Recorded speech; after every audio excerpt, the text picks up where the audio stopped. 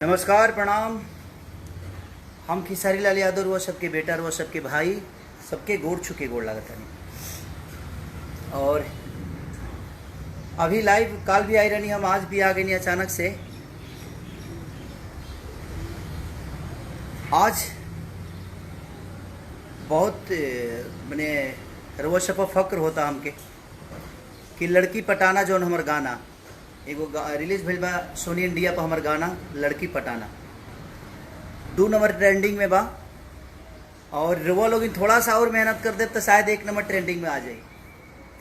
तो बस वो चैनल के सब्सक्राइब करी और थोड़ा और मेहनत कर दी। थोड़ा सा रउआ लोग के मेहनत हमेशा हमरा खाती रहेला और वो लोग इतना टाइम दे के खेसरिया के प्यार और आशीर्वाद दी ले।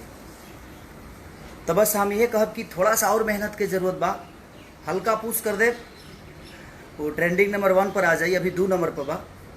और एगो हमार सिनेमा भी रिलीज़ भइल बा, सिनेमा का ट्रेलर रिलीज़ भइल बा। कल टीजर भी रहे, आज ट्रेलर रिलीज़ भइल बा यसी फिल्म से, जवना के प्रोड्यूसर हमार बड़े भाई अभय भैया बानी, डायरेक्टर प्रिमांशु जी, काजल जी, सुभी जी और निशांत उज्जवल से लेके मैंने सारा पूरा टीम में सब लोग बा। बड़ा प्यार, बहुत अच्छा एगो देश के ऊपर सिनेमा के लिए बनी कि अरब में जाके हमने के का दशा होला, चाहे आउट ऑफ इंडिया आदमी जाला तो अपना मिट्टी के कितना याद करेला और हमने के मिट्टी बाजी अपने सम्मान खातिर हमेशा लड़ेला। तो देखनी है कि 2 नंबर ट्रेंडिंग पे बता।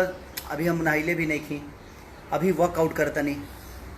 देख ली लो हमार जिम जवन कि हमारा घर में ही बा।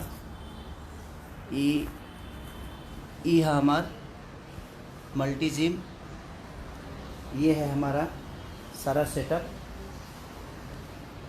जवन कि अपना घर में ही बनाओ। लॉकडाउन में का करी भाई, बड़ा कहीं जा भी ना पाए आदमी और कोरोना की वजह से।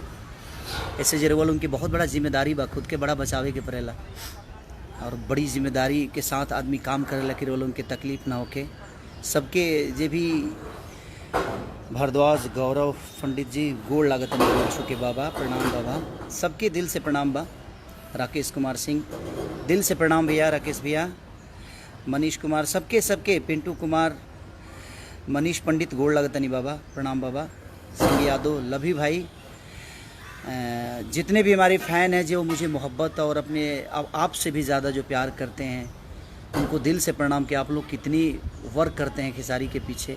जितने भी मेरे फ़ैन क्लब हैं सबको दिल से प्रणाम कि आप लोग इतनी मेहनत करके और आपने 2 नंबर ट्रेंडिंग पे ला दिया। बस कोशिश और करिए कि ये 1 नंबर पे मैंने 4 बजे तक से पहले 1 नंबर पे आ जाए। आप लोग कोशिश करेंगे तो 1 घंटे में आ जाएगा। बस कोशिश करिए आप सब। अभिमन्यु प्रताप सिंह, लभी भैया, दिल से प्रणाम। अभिमन्यु भैया प्रणाम सबके।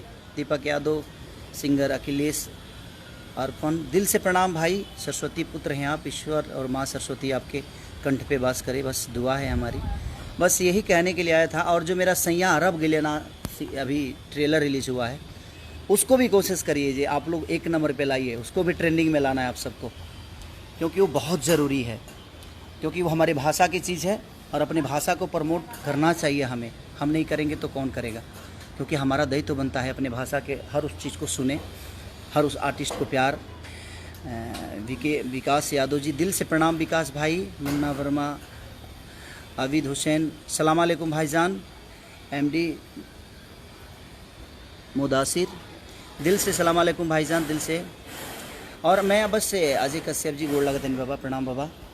तो हम यह कहब कि रितेश बाबू दिल से प्रणाम, विपिन राय अहिर दिल से प्रणाम। थैंक यू, लव यू भाई।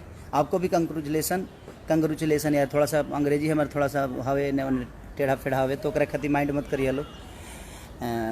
ऐसे का करबा, पढ़ले रहती तो यहाँ तक ले चढ़ले ना रहती ना कोनो बात ना। वो गरीबी रहे आदमी ना पढ़ पावल, वो सक्षम ना रहनी। और पापा के जानते बड़ा लो कि सब कुछ तो तू लो जानते बड़ा भाई। तो बस थोड़ा सा पूछ के लगे ज़रूरत बाकी ताकि 1 नंबर पे आ जाए। और सबके प्रणाम। अत्येंद्र सिंह, थैंक यू अत्येंद्र भैया, दिल से प्रणाम भैया, प्रणाम भैया। तो सबके प्रणाम और दिल से प्रणाम। अरुणाज्य वर्मा, दिल से प्रणाम अजय भाई। राजेंद्र सिंह सागर, दिल से प्रणाम। सबके प्रणाम, दिल से पैर छू के प्रणाम करता नहीं। और बस चाहब की सही अरब गेले के भी इतना पूछ करिए, इतना देखिए और इतनी मोहब्बत दी रुआ सब है रुआ लोग बहुत प्यारे हैं रहो, बहुत प्यारा। जिस तरह अगर मंदिर भगवान के बिना अधूरा होता है, उसी तरह हमारे दिल में आपकी उपलब्धि है कि आपके बिना हम अधूरे हैं। तो कोशिश करेला आदमी भाई जे कुछ अच्छा करे तो अच्छा कैले बाद आदमी सोनी म्यूजिक इंडिया पर, जो कि विनय विनायक जी म्यूजिक दिए हैं, जो कि बहुत बड़ा एक हमारे बड़े भाई हम लोग के आदर्श पवन भैया का एक गाना लॉलीपॉप उन्होंने बनाया था और बड़ा बहुत अच्छा बजा था। बहुत सारे, मेरा भी पहला हिट गाना जो था वो उन्होंने ही बनाया था, माल भिटाई मेला में चूसा था देवरा चूसा था। तो कहीं ना कहीं उनका बहुत बड़ा योगदान है भोजपुरी के लिए भी, और सोनी म्यूजिक इंडिया को दिल से और पूरी टीम को मैं धन्यवाद देना चाहता हूँ।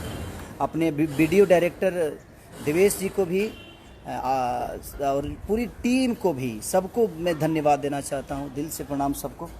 और बस ये सैया अरब गेले के टेलर को भी ढेर सारा आशीर्वाद प्यार दीजिए, अभय भैया को, प्रिमांशु जी को, काजल जी को, आपके शुभी जी को, निशांत उज्ज्वल, मैंने जितने भी उस टीम से जुड़े हुए हैं यसी फिल्म से, सबको आप प्यार आशीर्वाद दीजिए और ट्रेंडिंग पे लाइए सैया अरब गेले को भी।